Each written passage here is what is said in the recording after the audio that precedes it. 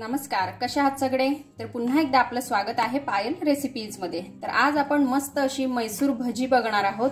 तर त्यासाठी आपल्याला लागणार आहे अर्धा कप दही। तर इथे मी अर्धा कप दही घेतलेला आहे। तुम्ही 1/3 कप घेतलं तरी चालेल, कारण माझं दही जे आहे थोडंसं पातळ आहे।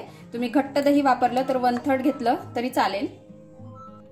आता अगदी थोडासा आपल्याला 2 चिमटी म्हटलं तरी चालेल एवढा आपल्याला बेकिंग सोडा टाकायचा आहे, यापेक्षा जास्त टाकायचा नाहीये। आणि जवळपास अर्धा चमचा आपल्याला बेकिंग पावडर टाकायची आहे। आता हे आपण सुरुवातीला आधी छान असं मिक्स करून घेऊ। हे बघा, सोडा आणि बेकिंग पावडर मुळे दही छान असं म्हणजे असं त्याला फर्मेंटेशनची जी प्रक्रिया आहे ती छान अशी सुरू झालेली आहे। आता हे छान आपल्याला मिक्स करून घ्यायचं आहे। आता हे छान असं मिक्स करून झालेलं आहे। आता यामध्ये आपल्याला टाकायचा आहे मैदा। तर इथे मी 1 कप मैदा घेतलेला आहे, हा आपल्याला यामध्ये टाकायचा आहे।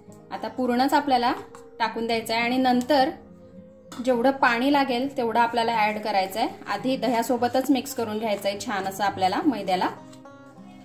तर इथे जो माझा मेजरिंग कप आहे तो 250 ग्रॅमचा आहे, म्हणजे 1 कप म्हणजे 250 इथे मी असं मैदा घेतलेला आहे। आणि दही जे आहे ते मी 125 ml एवढं घेतलेलं आहे। आता अगदी थोडं थोडं करून आपल्याला पाणी टाकायचं आहे, कारण आपल्याला याची भजी बनवायची आहे। त्यासाठी बॅटर जे आहे खूप पातळ व्हायला नको।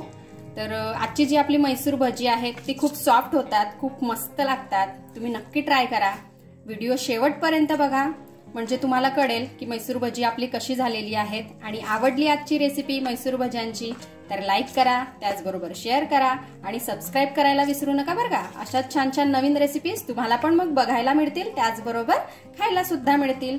आता अजून थोडंसं पाणी आपण यामध्ये ऍड करून घेऊया। तर बघा, थोडंसं पाणी टाकून हे मी छान असं मिक्स करून घेतलेलं आहे। आता हे आपण अगदी 10 ते 12 मिनिटांसाठी बाजूला ठेवून देऊ, म्हणजे हे छान असं प्रोसेस होईल। तर इथे 10 ते 12 मिनिटं झालेले आहेत। आता यामध्ये आपल्याला 1 चमचा अद्रक आणि लसूणची पेस्ट टाकायची आहे। एक मोठ्या आकाराचा कांदा मी कट करून घेतलेला आहे, हा आपल्याला टाकायचा आहे। आता इथे मी 2 हिरव्या मिरच्या कट करून घेतलेल्या आहेत, हे आपल्याला टाकायचे आहेत। लहान मुलांसाठी बनवत असाल तर हिरवी मिरची स्किप करा आणि लाल तिखट वापरलं तरी चालेल। आता यामध्ये आपण चवीनुसार मीठ टाकून घेऊ। 1 छोटा चमचा आपल्याला जिरं टाकायचं आहे। थोडीशी बारीक चिरलेली कोथिंबीर आपल्याला टाकायची आहे। आता हे सर्व आपण छान असं मिक्स करून घेऊ। आता यामध्ये कांदा मिरची जे काय आपण गोष्टी टाकून घेतलेल्या होत्या त्या छान अशा मिक्स करून झालेल्या आहेत। तर आता आपल्याला याची भजी तयार करायची आहे। तर इथे मी कढईमध्ये तेल गरम करून घेतलेलं आहे। आता आपल्याला छोटी छोटी भजी टाकून घ्यायची आहे। तर मी इथे जो हात आहे हा पाण्याने थोडासा ओला करून घेतलेला आहे आणि अशा प्रकारे आपल्याला भजी तेलात सोडायची आहे।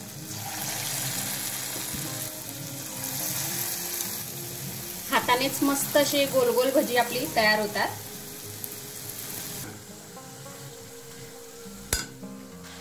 तर बघा, आपले जे मैसूर भजी आहेत यांना सुंदर असा कलर आलेला आहे। आता आपण हे काढून घेऊ आणि बाकीचे असेच तळून घेऊ।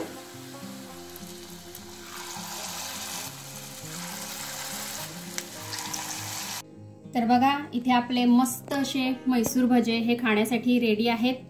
खूप टेस्टी लागतात। मी तुम्हाला एक तोडून दाखवते।